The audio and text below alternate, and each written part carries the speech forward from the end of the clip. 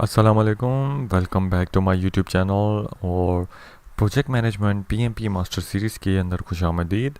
आज की वीडियो के अंदर हम स्टेक होल्डर्स के बारे में ही बात करेंगे। स्टेक होल्डर्स का क्या कॉन्सेप्ट है प्रोजेक्ट लाइफ साइकिल के अंदर और ऑर्गेनाइजेशन के अंदर, बेसिकली स्टेक होल्डर्स का क्या लिंक है इसके साथ। आज का हमारा टॉपिक इस चीज़ के ऊपर बेस कर रहा है।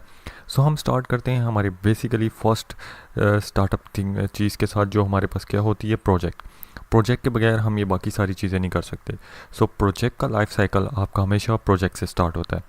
प्रोजेक्ट से स्टार्ट होने के बाद आपके पास जो है स्टेक होल्डर्स की आपके पास डिफरेंट टाइप्स आ जाएंगी।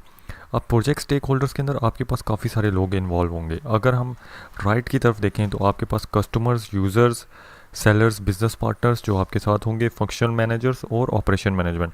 ये आपके पास एक वन साइड के आपके पास जो है जो प्रोजेक्ट के स्टेक होल्डर्स हैं, ये लोग आपके साथ जो है at the end of the project हैं, या जिन्हें जो है project at the end complete होके जिन्होंने इस्तेमाल करना है।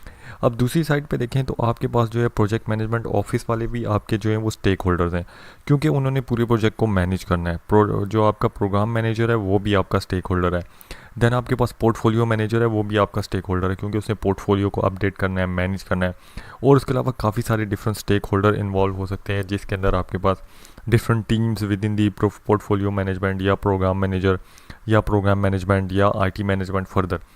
बेसिकली आप देखें आपके पास राइट और लेफ्ट के ऊपर डिफरेंट स्टेक होल्डर हैं। जो सेंटर के स्टेक होल्डर हैं बेसिकली उनका डायरेक्ट लिंक है, क्योंकि सेंटर के स्टेक होल्डर ने ही प्रोजेक्ट के लाइफ साइकिल को आगे मूव करना है और उसको ऑर्गेनाइज करना है।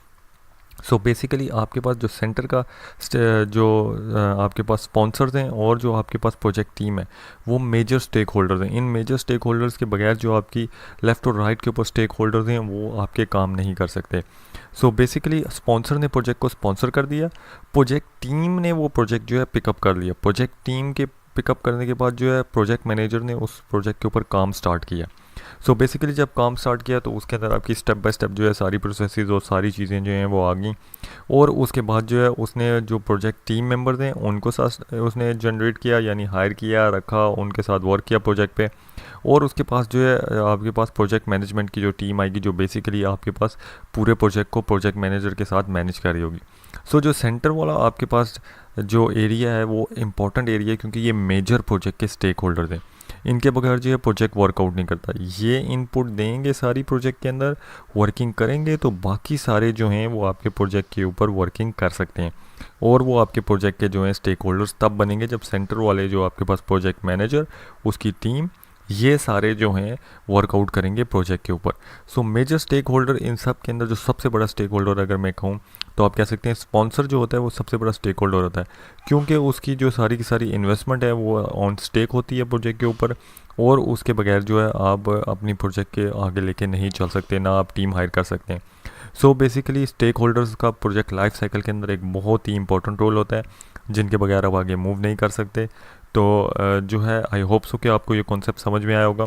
अगर कोई चीज़ आपको नहीं समझ में आती तो आप मुझे जो है मेरे फेसबुक पेज पे भी जाके आप कमेंट कर सकते हैं, मैसेज कर सकते हैं, कोई भी क्वेश्चन आप मुझसे पूछ सकते हैं। और इसके अलावा जो है आप मेरे यूट्यूब पेज के ऊपर जाइए, वहाँ पे आप जो है सब्सक्राइब कर सकते हैं, मैसेज भेज सकते हैं, कमेंट कर सकते हैं।